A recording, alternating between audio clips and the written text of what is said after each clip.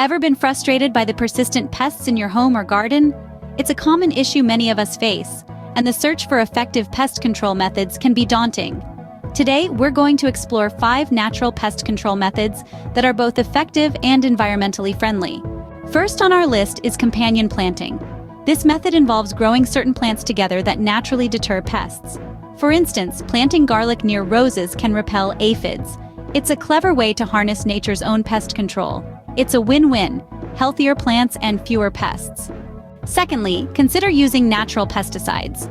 These earth-friendly options, such as neem oil or insecticidal soap, effectively deter pests.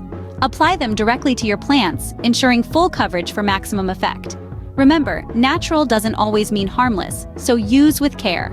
Thirdly, we have biological control, utilizing beneficial insects or organisms to curb pests. Fourth, diatomaceous earth, a mineral dust that damages pests' exoskeletons and dehydrates them.